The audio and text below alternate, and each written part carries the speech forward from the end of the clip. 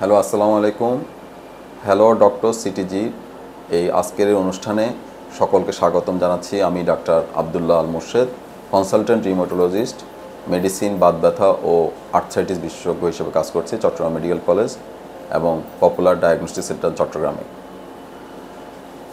অনুষ্ঠানের শুরুতেই আপনাদেরকে আমি কিছু বাস্তবসম্মত কিছু সমস্যা নিয়ে আলোচনার প্রেক্ষিতে আজকের এই প্রোগ্রাম। বেসিক্যালি আমাদের কাছে বিভিন্ন রোগীরা আসেন, রোগীদের ম্যাক্সিমাম রোগীরাই কিন্তু আসেন কিন্তু ফিমেল যারা মহিলা রোগী, এবং মহিলা রোগীদের বাত রোগী যারা আসেন দীর্ঘমেয়াদী বাত রোগ নিয়ে, তাদের একটা প্রশ্ন আমাদের কাছে প্রায়ই থাকে যে স্যার, আমরা বিয়ে শাদী করতে পারবো কিনা, আমরা বাচ্চা নিতে পারবো কিনা, এই বাত রোগ নিয়ে এগুলা নেওয়া সম্ভব কিনা।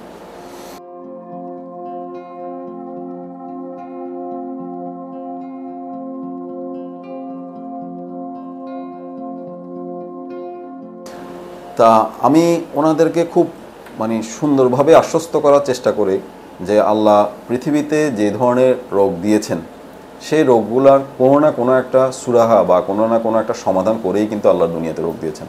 এখন রোগ দেওয়ার পিছনে আসলে বিভিন্ন কারণও আছে। এক একজনকে আল্লাহ আসলে দুনিয়াতে এক একভাবে পরীক্ষা করে থাকেন, কাউকে রোগ দিয়ে, কাউকে অন্যান্য কষ্ট দিয়েও। কিন্তু এখন প্রশ্ন হচ্ছে, বাত রোগীদের দীর্ঘমেয়াদী বাত রোগে যারা ভুগেন, বিশেষ করে মহিলারা, তাদের যদি বাত রোগ নিয়ন্ত্রণে থাকে, এবং সেই নিয়ন্ত্রণটা থাকতে হবে বাত নিয়ন্ত্রণকারী ওষুধ দিয়ে, সেই নিয়ন্ত্রণে রেখে কিন্তু উনি বিয়ে শাদী করতে পারবেন। এখন যদি বিয়ে শাদী করেন, স্বভাবতই প্রশ্ন চলে আসে বাচ্চা নেওয়ার ব্যাপারে। বাচ্চা নেওয়ার ব্যাপারে আমাদেরকে কতগুলো সতর্কতা অবলম্বন করে কিন্তু বাচ্চা নেওয়া সম্ভব।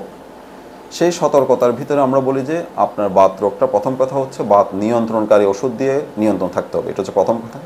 দ্বিতীয় কথা, আমাদেরকে এমন কিছু ওষুধ ব্যবহার করতে হবে যে ওষুধটা গর্ভ অবস্থায় এবং বাচ্চা যখন বুকের দুধ খাবে বাচ্চা হওয়ার পরে সেই অবস্থায় নিরাপদ।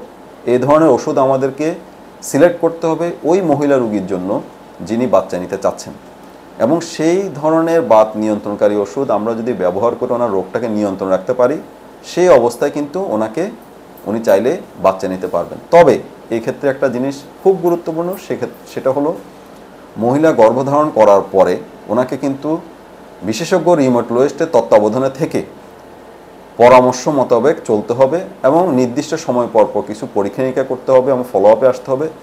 সেটাতে দেখতে হবে সেই বাত রোগটা নিয়ন্ত্রণে আছে কিনা, এবং ওনার কোনো ওষুধ পরিবর্তন করা বা কোনো ওষুধ যোগ করা, যে ওষুধটা ওনার গর্ভ অবস্থার জন্য নিরাপদ, সেটার দরকার আছে কিনা, সেটা খুব গুরুত্বপূর্ণ। উনি যদি ফলো আপের বাইরে চলে যান, তাহলে কিন্তু সেক্ষেত্রে বিপজ্জনক সমস্যাও হতে পারে।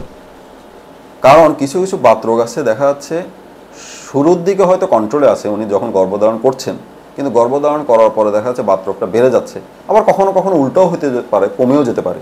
এখন বেড়ে যাচ্ছে নাকি একই রকম থাকছে নাকি কমে যাচ্ছে, সেই সিদ্ধান্তটা আমরা বিশেষজ্ঞ রিউমাটোলজিস্টরা নিব, এবং সেই মোতাবেক আমরা ওষুধ পরিবর্তন করব।